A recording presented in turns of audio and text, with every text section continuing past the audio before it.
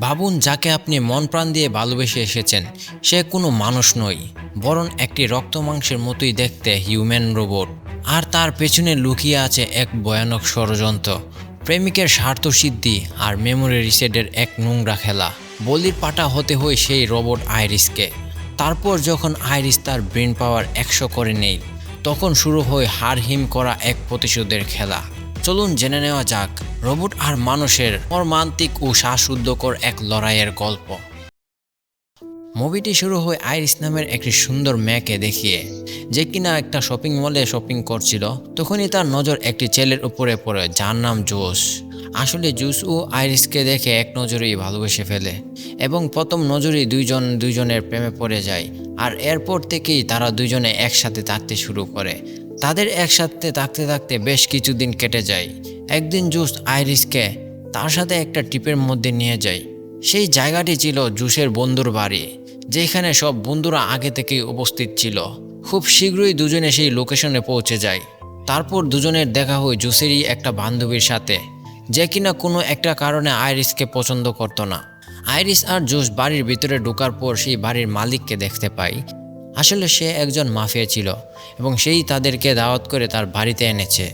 এখানে আমরা প্রোটিন নামের একটি ছেলেকে দেখি, যারা দুজন একে অপরকে অনেক ভালোবাসতো। এখন তারা ছেলে হয়ে একে অপরকে ভালোবেসে, এই জিনিসটা দেখতে অদ্ভুত মনে হলেও এর উত্তরটা আমরা সহজেই জেনে যাব সামনে। যাই হোক, এভাবেই মেলামেশা করতে করতে রাত হয়ে গেল। এইখানে সবাই আনন্দের সাথে প্রচুর ড্রিঙ্ক করে, তার সাথে তারা নাচ গানেও মেতে ওঠে।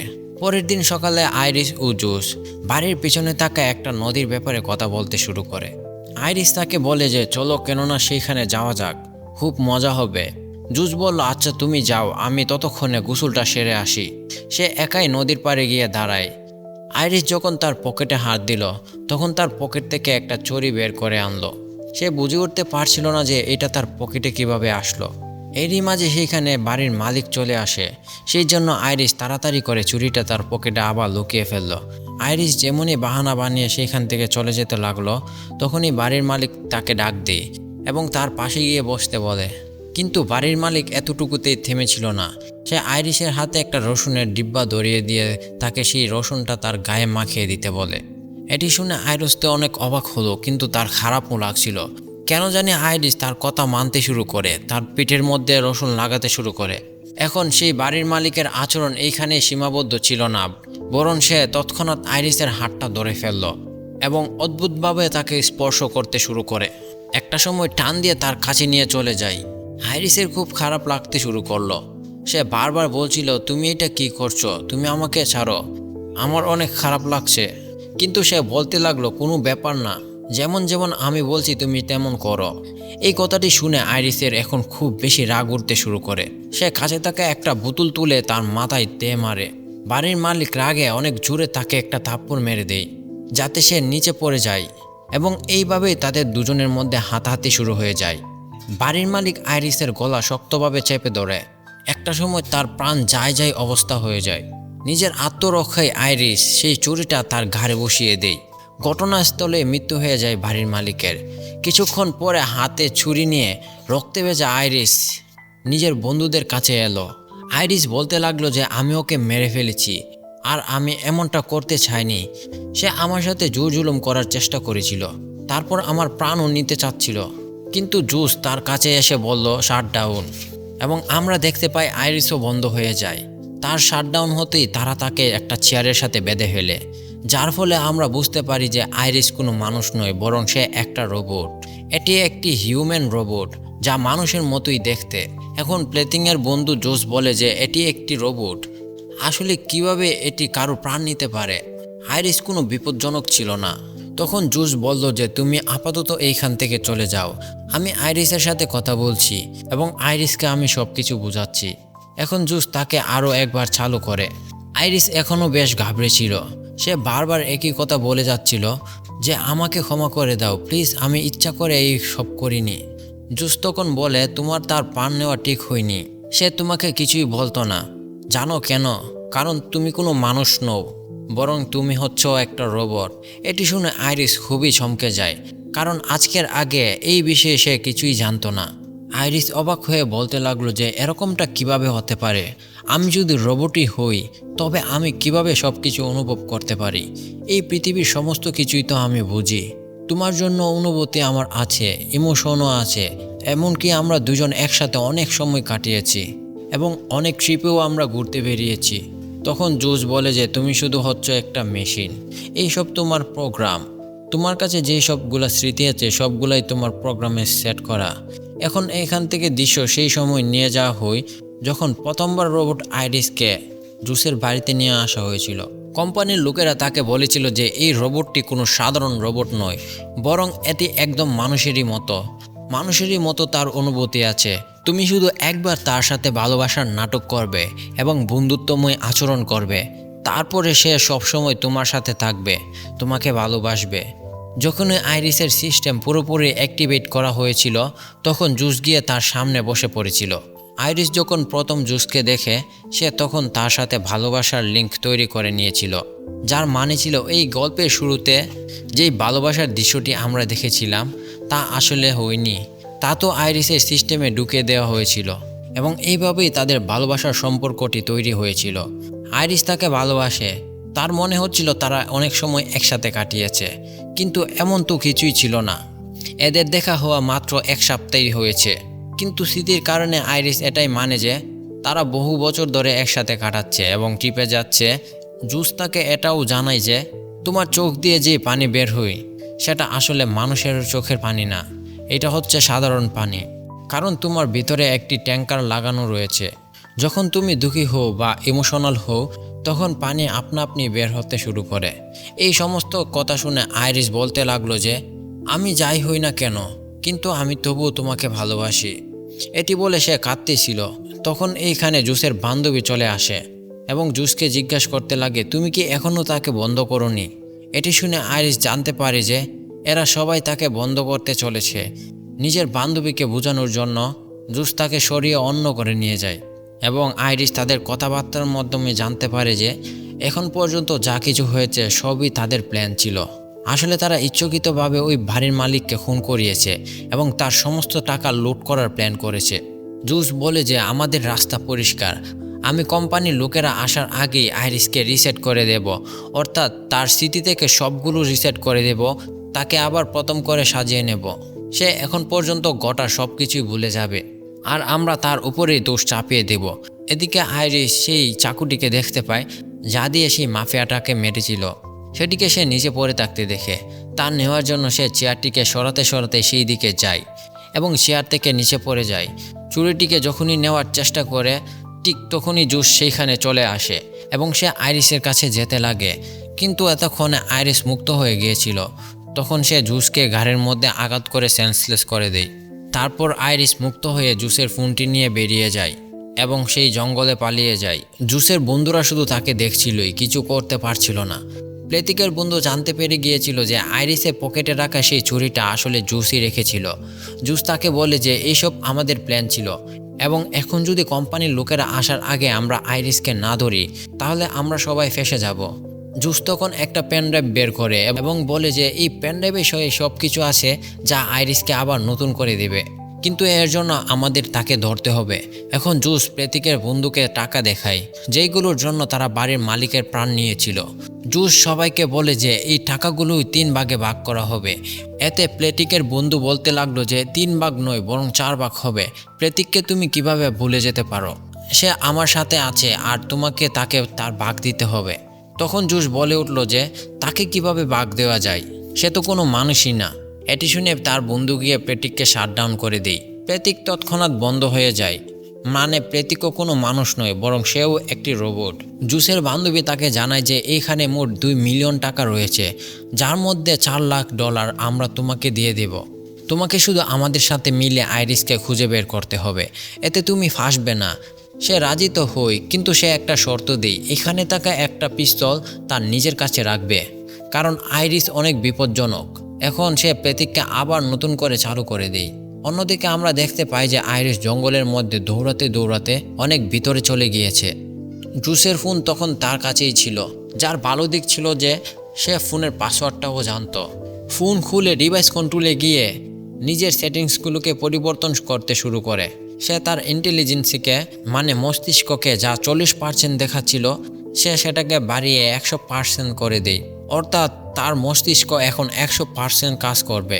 এমনটা করতে তার ভিতরে পরিবর্তন চলে আসে। অন্যদিকে সেই 4 জন বন্ধু জঙ্গলের অনেক ভিতরে চলে এসেছিল। জুস বলে যে আমাদের দুটি টিম বানিয়ে আলাদা আলাদা গিয়ে আইরিসকে খুঁজতে হবে। এইভাবে আমরা খুব সহজেই তাকে খুঁজে পাবো। আর এখন এই লোকেরা আলাদা আলাদা হয়ে আইরিসকে খুঁজতে শুরু করে। আইরিস যখন প্রতীক ও তার বন্ধুকে দেখে তখন সে তৎক্ষণাৎ একটা গাছের পিছনে লুকিয়ে যায় এবং তাদের কথাবার্তা শুনতে শুরু করে। প্রতীকের বন্ধু তাকে জানায় যে জুস এবং তার বান্ধবী খুবই ভুল করছে। তারা অনেকদিন আগে বাড়ির মালিককে মারার প্ল্যান করছিল, কিন্তু সেটা আমাকে জানায়নি। যদিও জুস বলে যে সে আমাকে বন্ধু মনে করে, কিন্তু এইসব মিথ্যা কথা। সে যদি আমাকে সত্যি বন্ধু মনে করত তাহলে এইসব বিষয় আমাকে আগে জানিয়ে রাখতো। মানে জুস যে আইরিসকে মাফিয়াকে মারার জন্য কিনেছিল এবং এই জন্যই তার সাথে এইসব মিথ্যা নাটক করেছিল এইসব আর কি। এটি শুনে প্রতীক বলতে লাগলো যে আমিও তো একটি রোবট, তাই না?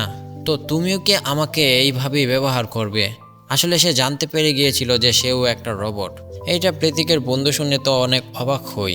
তারপর জিজ্ঞাসা করতে লাগলো যে তুমি এইসব কিভাবে জানলে? এইটা শুনে প্রতীক বলতে লাগলো যে আমি তো তোমার বন্ধু এবং তোমার সাথে অনেক দিন ধরে থাকছি, বাস এইসব এমনিই জেনে গেছি। এখন হয়তো আপনারা বুঝতে পেরেছেন প্রতীক আর তার বন্ধু কিভাবে একে অপরকে পছন্দ করত। তখন প্রতীকের বন্ধু তাকে নিশ্চিত করে যে সে তার সাথে এরকমটা করবে না। এখানে তাদের মধ্যে অদ্ভুত ভালোবাসা চলছিল, কিন্তু তখনই আইরিসের কাছে থাকা ফোনটার মধ্যে একটা নোটিফিকেশন চলে আসে, যার ফলে তারা দুইজনেই জেনে যায় যে আইরিস এখানেই আছে। প্রতীকের বন্ধু পিস্তল বের করে নিয়েছিল এবং সে আইরিসকে একটা গুলিও করে, কিন্তু সৌভাগ্যবশত সেই গুলিটা আইরিসের গায়ে লাগে না। এটি দেখে প্রতীকের বন্ধু একদিকে এবং প্রতীক আরেক দিকে ছুটে যায়। আইরিস পালাতে পালাতে সামনে অনেকটাই এগিয়ে যায়, কিন্তু প্রতীকের বন্ধু অনেকটাই ছুটে গিয়ে তাকে ধরে ফেলে এবং তারা দুইজন মাটিতে পড়ে যায়। তাদের মধ্যে বেশ অনেকক্ষণ হাতাহাতি হয়। এক পর্যায়ে সেইখানে থাকা বন্দুক ট্রিগার হয়ে যায়। তখন দেখা যায় গুলিটা গিয়ে প্রতীকের বন্ধুর গায়ে লেগেছে এবং প্রতীকের বন্ধুর সেইখানেই মৃত্যু হয়। তখন সেইখানে প্রতীক শুধু দাঁড়িয়ে দাঁড়িয়ে দেখছিল। এই সময় সেইখানে জুস ও তার বান্ধবী চলে আসে এবং আইরিস সেইটা দেখে তার বাড়ির দিকে ছুটে যেতে থাকে। সে জুসের হাই টেকনোলজির গাড়িটির ভিতরে বসে পড়ে এবং সেটি ভিতর থেকে লক করে নেয়। ততক্ষণে জুস ও এইখানে চলে এসেছিল। সে দরজা খোলার চেষ্টা করতে লাগলো, কিন্তু গাড়িটি ভিতর থেকে বন্ধ ছিল এবং আইরিস সেটাকে চালানোর চেষ্টা করে, কিন্তু সেই গাড়ি চলছিল না, কারণ এইটি জুসের বয়সে চলতো। এরই মাঝে জুস সেখানে একটা পাথর দিয়ে কাজটা ভাঙতে শুরু করে এবং আইরিস এই তাড়াহুড়ার মধ্যে তার সিটিংয়ে ঢুকে তার গলাটাকে জুসের মতো করতে শুরু করে। সেটাতে আইরিস সক্ষম হয় এবং সেইখান থেকে গাড়িটি চালিয়ে চলে যায়। কিন্তু এইখানে জুসও একটু প্ল্যান খাটায়। সে তাড়াতাড়ি বাড়ির ভিতরে যায় এবং বাড়ির মালিকের ফোনটি নিয়ে পুলিশকে ফোন করে বলে যে তার গাড়িটি চুরি হয়ে গিয়েছে। যেমনই পুলিশের কাছে রিপোর্ট করা হয়, অন্যদিকে সেই গাড়িটি সাথে সাথে বন্ধ হয়ে যায় এবং একটা রাস্তার পাশে এসে দাঁড়ায়। তারপর জুস বাড়ির মালিকের ফোন থেকে তার নিজের ফোনে কল করে, সেইটি আইরিস রিসিভ করে। তখন জুস বলতে লাগলো যে প্লিজ তুমি বাড়ি ফিরে এসো, আমি সব কিছু ঠিক করে দেব। এখন যেহেতু তুমি একটি রোবট, তাই তোমাকে কোনো সাজা দেওয়া হবে না। আর যদি তোমার বাড়ির মালিককে মারার জন্য কষ্ট হয় তাহলে আমি তোমাকে রিসেট করে দেব, যাতে তার সেই স্মৃতি তোমার মনে না থাকে। কিন্তু আইরিস বলতে লাগলো যে একদমই না, আমি এখন তোমার কথায় ফাঁসছি না। এখন আমি আর তোমার উপর ভরসা করতে পারছি না, কারণ তুমি অনেক মিথ্যাবাদী। তুমি তো বাড়ির মালিককে মেরে ফেলার জন্য আমাকে ব্যবহার করেছো। জঙ্গলে যখন প্রতীক আর তার বন্ধু কথা বলছিল তখন আমি তাদের সব কথাই শুনে নিয়েছি। এখন আমি এইখান থেকে অনেক দূরে চলে যাব এবং নিজেই একা বাঁচতে থাকবো এবং আর কোনোদিন তোমার কাছে ফিরে আসবো না, কারণ আমি বাঁচতে চাই। এখন যখনই কলটা কেটে গেল, জুস দৌড়াতে দৌড়াতে প্রতীকের কাছে পৌঁছায়। সে তার বন্ধুর ফোনটা নিয়ে প্রতীকের পরিবর্তন করতে লাগলো এবং তার রাগকে 100% করে দেয়। এই পরিবর্তন করার পরে প্রতীককে আবার রিস্টার্ট করে দেওয়া হয়। যখনই প্রতীক নতুন করে চোখ খুলে তখন জুস সামনে তাকায়। প্রতীক তার বন্ধুর জায়গায় জুসকেই তার বন্ধু বানিয়ে নেয় এবং তার বন্ধুর মতো জুসকেও ভালোবাসতে শুরু করে। তখন জুস এর ফায়দা নিয়ে বলে যে তুমি আমার সাথে থাকতে চাও, কিন্তু আইরিস আমাদের আলাদা করতে চায়, তোমাকে গিয়ে তাকে আটকাতে হবে। অন্যদিকে আইরিস জুসের গাড়ির কাঁচ ভেঙে বাইরে চলে আসে, কিন্তু ততক্ষণে সেখানে একটা পুলিশ অফিসারের গাড়ি চলে আসে। সে পুলিশের গাড়ি দেখে নেমে এলো এইখানে আইরিস এমনভাবে প্রোগ্রাম করা হয়েছিল যে সে কোনো মিথ্যা কথাই বলতে পারবে না। তাই পুলিশ অফিসার যখনই আইরিসকে জিজ্ঞাসা করে যে এইখানে কি করছো তুমি, তখন আইরিস বলে যে পাশেই একটা বাড়ি আছে, আমরা বন্ধুরা সেখানে এনজয় করছিলাম। এখন অফিসার জানতো যে সেই বাড়িটা কার, সেই জন্য সে আইরিসকে বলতে লাগলো যে চলো আমি তোমাকে সেইখানে পৌঁছে দিই। এটি শুনে আইরিস বলে যে আমি সেই বাড়ির মালিককে মেরে ফেলেছি, এখন আমার বন্ধুরা আমাকে মেরে ফেলার জন্য আমার পেছনে পড়ে আছে, সেই জন্য আমি আর তাদের কাছে ফিরে যাব না। ততক্ষণের মধ্যে প্রাতিকও সেখানে চলে এসেছিল। সে কিছু না ভেবেচিন্তে সেই অফিসারটার উপরে হামলা চালিয়ে দেয়। সে পিটিয়ে পিটিয়ে খুব খারাপভাবে অফিসারকে মেরে ফেলে। তারপর প্লেতিক জুসের ফোনটি নিয়ে আইরিসকে শাটডাউন করে এবং তাকে নিয়ে ফেরত চলে আসে। এখন যখন জুসের বান্ধবীর এই পুরো বিষয়টি সিরিয়াস মনে হচ্ছিল, তখন সে সমস্ত টাকা প্যাক করতে শুরু করে। সে জুসকে বলে যে এখানে যাই কিছু হচ্ছে এইসবের মধ্যে আমি নেই, তুমি এইসব এখন সামলাও। তখন জুস বলতে লাগলো তুমি আমাকে একা ফেলে চলে যেতে পারো না, কারণ আমি তোমার কারণে বাড়ির মালিককে মেরে ফেলেছি, তাই তোমাকে আমার সাথে থাকতে হবে। কিন্তু তার বান্ধবী ছিল একগুঁয়ে, তার একটি কথাও শুনছিল না। সে যখন এখান থেকে যেতে লাগলো তখন জুস তাকে আটকানোর চেষ্টা করে।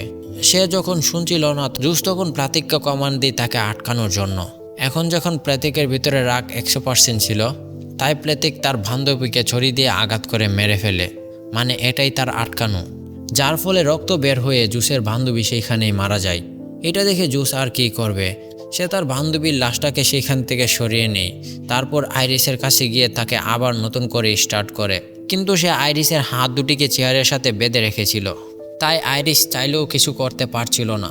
জুস বলে যে আমি তো তোমার ভিতরে থাকা ডাটাগুলোকে রিসেট করে তোমাকে পরিবর্তন করতে চেয়েছিলাম, যাতে তোমার ভেতরে থাকা সব ডাটা মুছে যায় এবং তুমি সব কিছু ভুলে যাও, কিন্তু এখন মনে হচ্ছে যে তোমাকে একেবারে ধ্বংস করে দেওয়াটাই উচিত। কিন্তু আইরিস, যার মস্তিষ্ক এখন 100% কাজ করছিল, সে বলতে লাগলো আমি জানি তোমার কি এখন ভালো লাগে আর কি ভালো লাগে না। সে সব কিছুই বলতে পারে যা এখন জুসের মস্তিষ্কের মধ্যে চলছিল। কিন্তু জুস সেটা বুঝে যায় যে আইরিসের মস্তিষ্ক এখন 100% কাজ করছে, সেই জন্যই জুস আইরিসের ইন্টেলিজেন্সিকে আবারও জিরোর মধ্যে দিয়ে দেয়, অর্থাৎ তার ভিতরের মস্তিষ্কের নামনিশান নেই, যার ফলে সে এখন জুসের নিয়ন্ত্রণে চলে আসে। সে ছোট থেকে ছোট কমান্ডগুলো ফলো করতে থাকে। জুস তাকে শাস্তি দেওয়ার জন্য তার একটি হাত মোমবাতির উপরে আনে। সে এমনটা এই জন্যই করেছিল যাতে তার কষ্ট হয়, যার ফলে আইরিস এখন জ্বলতে শুরু করে। এখন জুস কোম্পানিতে ফোন করে এবং তাদেরকে বলে যে আইরিসের প্রোগ্রামে সমস্যা হয়েছে, তাকে নিয়ে যাও। অন্যদিকে আইরিসের পুরো হাতটাই পুড়ে যায় এবং এখন আইরিসের রোবোটিক হাত দেখা যাচ্ছিল। তাই জুস প্রেতিককে বলে আইরিসের আগুন নিভিয়ে দেয়। তখন জুস আইরিসকে কমান্ড দেয় যে তার হাতে একটা বন্দুক নিতে এবং সেটি তার মাথার মধ্যে টিকাতে। তারপর যখনই টিকার সাপ দেওয়ার কথা বলা হয়, আইরিস সাথে সাথে টিকার সাপ দেয় এবং সেইখানে আইরিস মাটিতে পড়ে যায়। কিছুক্ষণ পর যখন কোম্পানির লোকেরা আসে আইরিসকে নেওয়ার জন্য, তখন জুস তাদের মিথ্যা গল্প শোনায় যে আইরিস নাকি নিজে থেকেই এইসব করেছে। সে প্রেতিককেও পুলিশের রূপ ধারণ করে দিয়েছিল, যার ফলে প্রেতিক জুসের পুরো কথাই হাতে হাম মিলাচ্ছিল। কিন্তু কোম্পানির লোকেরা বলতে লাগলো যে এখানে যা কিছু হয়েছে আমরা সেটা খুব সহজেই বের করতে পারবো, কারণ জালিয়াতি থেকে বাঁচার জন্য রোবটের ভিতরে একটা মেমোরি সেট করে দেওয়া হয়েছিল যাতে সব কিছু রেকর্ড হয় এবং সেটি আইরিসের থেকেও চেক করা যাবে, কারণ রোবটের রেকর্ডার মাথার মধ্যে থাকে না, সেটি থাকে কোমরের মধ্যে। এটা শোনার পর তো জুসের ভিতরে অস্থিরতা কাজ করতে শুরু করে, কারণ ডিভাইস উদ্ধার হয়ে গেলে তার আসল চেহারা সবার সামনে চলে আসবে।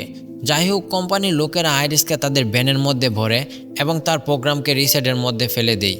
কিন্তু এর আগেই যে তারা এখান থেকে যেত, তাদের সামনে প্রেতিক চলে আসে, তৎক্ষণাৎ ড্রাইভারকে শ্যুট করে মেরে ফেলে। দ্বিতীয় লোকটি এটি দেখে ভয় পেয়ে জঙ্গলের ভিতরে পালিয়ে যায়। অন্যদিকে আইরিসের রিস্টার্ট যেমনই সম্পূর্ণ হয়, সে আবারও জেগে ওঠে। জঙ্গলের প্রেতিক সেই দ্বিতীয় লোকটিকেও মারতে চলে যায়, কিন্তু তার বন্দুকের গুলি শেষ হয়ে গিয়েছিল, সেই জন্য প্রেতিক তার গলা টিপে ধরে তাকে মেরে ফেলার চেষ্টা করে। কিন্তু ঠিক তখনই আইরিস এসে সেই লোকটাকে বাঁচায়, কিন্তু এতে বেশি লাভ হয় না, কারণ প্রেতিক তাকে একটা থাপ্পড় মেরে নিচে ফেলে দেয়। আবারও সেই লোকটাকে মারতে এগোতে যায়। তখন আইরিস একটা বুদ্ধি খাটিয়ে বলে যে জুস তোমার বন্ধু নয়, বরং সে তোমার শত্রু, কারণ সে তোমাকেও ব্যবহার করছে। সে তোমার বন্ধুর জায়গায় নিয়েছে, তুমি একটু মনে করে দেখো, সে তোমার আসল ভালোবাসা না, তোমার বন্ধু অনেক আগেই মারা গেছে। এটা শুনে প্রেতিক নিজের মস্তিষ্কে চাপ দেওয়ার সাথে সাথেই তার সব কিছু ধীরে ধীরে মনে পড়ে যায়। সত্যি আমার বন্ধু যাকে আমি ভালোবাসতাম তার তো অনেক আগেই মৃত্যু হয়ে গিয়েছে। এই ধাক্কা সে সহ্য করতে না পেরে সে নিজেই সুইসাইড করে ফেলে। এখন আইরিস সেই বেঁচে যাওয়া কোম্পানির লোকটাকে বলে যে আমার তোমার সাহায্য লাগবে। তখন সেই কর্মচারীটা আইরিসকে সাহায্য করে এবং আইরিসের ভিতরে একটু পরিবর্তন এনে দেয়। তারপর আইরিস জুসের কাছে চলে যায়। জুস তাকে ফোনের সাহায্যে বন্ধ করার চেষ্টা করে, কিন্তু আইরিস এখন আর বন্ধ হচ্ছে না, কারণ কর্মচারী তার ভেতরে পরিবর্তন এনে দিয়েছিল। পরিবর্তনের পর এখন তাকে আর কেউ নিয়ন্ত্রণ করতে পারবে না। এই বিষয়ে আইরিস অনেক আনন্দিত হয়। এখন সোজা আইরিস জুসের উপরে বন্দুক তাক করে, কিন্তু জুস তাকে বলে যে তুমি আমাকে মারতে পারবে না, কারণ আমি তোমার প্রথম ভালোবাসা, তাই না? এখন এই গল্পের নতুন মোড় নেই, কারণ আরও একবার আইরিস জুসের কথায় চলে এসেছিল, কিন্তু জুস আইরিসের উপরে হামলা চালিয়ে দেয়। সে অনেক খারাপভাবে আইরিসকে মারতে শুরু করে, একের পর এক আছাড় আইরিসকে দিতে থাকে। তখন জুস বলে যে তোমাকে কিভাবে নিয়ন্ত্রণ করতে হয় আমি তা ভালোভাবেই জানি। তার হাতে আইরিসের নিয়ে আসা বন্দুকটি ছিল। জোসেফ এখন সেখানে গুলি করতে চাচ্ছিল যেখানে আইরিসের সব ডাটা সেফ থাকে, কিন্তু জোসেফ এই বিষয়ে জানতো না আইরিসের হাতে একটা ছুরি ছিল। আইরিস কোনো সময় নষ্ট না করে জুসের মাথার মধ্যে সেই ছুরিটা বসিয়ে দেয়, যার ফলে ঘটনাস্থলেই জুস মারা যায়। এই ঘটনার অনেক দিন পরে আমরা দেখতে পাই যে আইরিস এখন অনেক সুখী, খুব সুন্দরভাবে তার জীবন কাটাচ্ছে, তাও আবার কারো নিয়ন্ত্রণ ছাড়াই। এখন তার উপর হুকুম দেওয়ার মতো কেউ নেই, সে একদম স্বাধীন ছিল, যা চাইতো সে নিজের ইচ্ছা মতোই করতে পারত। সমস্ত টাকা এবং আলিশান একটি গাড়ি কিনে অন্য কোথাও থাকার জন্য রওনা হয়ে যায়। এইখানে আইরিস অনেক খুশি ছিল যে সে তার জীবনকে আবার নতুন করে উপভোগ করতে যাচ্ছে। এটা দেখিয়ে এইখানেই গল্পটা শেষ হয়ে যায়। তো বন্ধুরা, অন্যের ক্ষতি করে নিজে কখনো সুখে থাকা যায় না। যখনই মানুষ অন্য কারো ক্ষতি করতে যায় তার প্রায়শ্চিত্ত করার জন্য সেই সবই তার নিজের সাথে হয়। তো যাই হোক, সবাই ভালো থাকবেন। যদি ভিডিওটা ভালো লাগে থাকে তাহলে একটা লাইক দিয়ে দিন এবং চ্যানেলটাকে সাবস্ক্রাইব করে পাশে থাকা বেল আইকনটাকে অ্যালাউ করে দিবেন এবং পেজটাকে ফলো করে দিন। এরকম ভিডিও আমরা সামনে আরও নিয়ে আসবো, তাই আমাদের সাথেই থাকবেন। এতক্ষণ সাথে থাকার জন্য অনেক অনেক ধন্যবাদ।